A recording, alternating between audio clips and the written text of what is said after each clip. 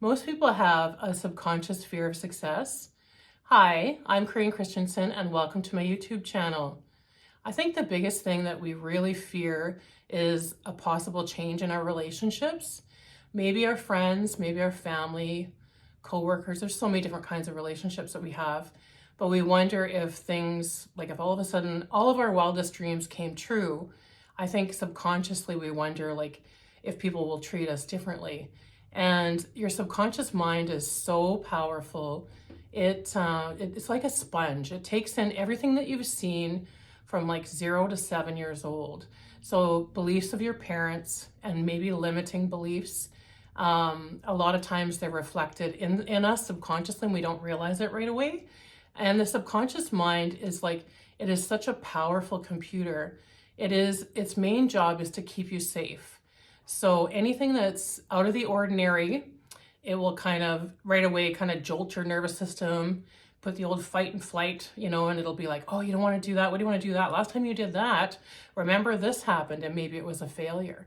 So it's a lot of times these things that we've heard, maybe your parents only believe that you can make money doing the typical 9 to 5, and maybe they don't believe in anything like YouTube or entrepreneurship, and that's okay. You have to like stick to your own truth, right? And I think another part of the fear of success is increased expectations on us, right? Like maybe you already have a full-time job and you're like, how am I going to find the time for this? Or what if I let people down if I can't, meet all the commitments I usually have with them? Friends, family, whatever, right?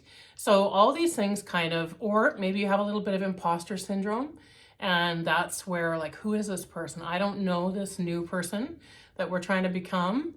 So we can kind of go through that, like, do we deserve it? Any limitations of lack, and again, subconscious mind, childhood, right?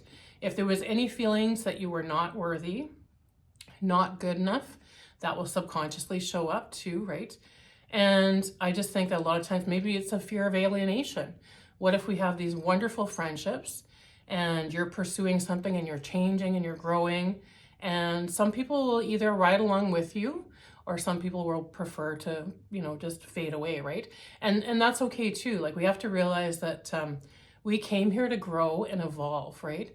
And I think I was talking about this in another video the other day that you never send them away bad. You send them away with love, and that's okay. Like everyone's at a different pace and different stage of their life, and that's totally okay. I mean, they'll grow in their own time when they're ready, or, if they do or don't want to, and either way, that's okay, right? And it's just like, any other analogy of change, some people will come along and some people won't, and you just send them with love. If they choose to go their own path, that's fine, right?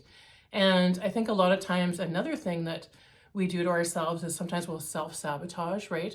Like things are actually good and then it's like, oh, I don't have time. No, I won't have time for that. So if I just decide I'm not doing that anymore, I'll end up with more time. Like we can really talk ourselves out of anything. It's so funny, right? Instead of embracing the good things that are happening, sometimes we'll go back to that old pattern, and it's all really to keep us safe and protect us. And yeah, like I think that you can overcome that doubt and everything with just making smaller goals. Like if you have this, I don't know, you have a 1-year deadline to transform your life, whatever it is, maybe you're taking a course, you're going to school, whatever it is, and it's a really hard task, right? Instead of that one big huge goal, it's actually easier for us to set smaller goals, and the smaller goals are easier to attain, right? Like maybe you're like, okay, I'm going to pencil in my calendar that every Friday I'm going to try this new skill that's going to help my YouTube channel, whatever it is, whether it's challenging myself to get up in front of a room full of people at Toastmasters and do a speech, or it's like learning a new editing skill, having a friend, kind of watch you make a video and give their feedback. Whatever it is, you can embrace the small steps that are still going to lead to that big change. And the small steps are just so much easier, for us to accept and find the time and not get overwhelmed and give up, which is, I've done that a million times, right? And every time you fail actually is a step closer to your success, because if you wouldn't have tried, you would have never failed. And if you wouldn't have failed, you wouldn't have had the time to, sit and analyze, okay, what did not work out for me? And what can I do different next time, right? And I mean, every successful person you've ever seen, Mel Robbins, Tony Robbins, some very successful entrepreneurs, Mr. Beast, I really like him. I think I've mentioned him a few times. They all failed, and they all will tell you they failed, right?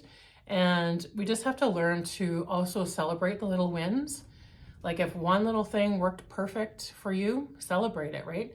And not everyone's going to notice the effort and the time and the work you're putting in. So you have to, stay stubborn and just keep on keeping on, right? And for me, I'm really lucky because I am a stubborn Norwegian and German woman, and I don't care if it takes me a lifetime. If I decide I'm going to do something, I will never quit until I get there. That's just, I don't know where I get that from, but yeah, that's advice to you, is just stay stubborn. And the more and more that you commit to yourself and to your dreams, even if you have the fear of being successful, like I think almost anybody does, you are unlocking your true full potential. So have a great day. Love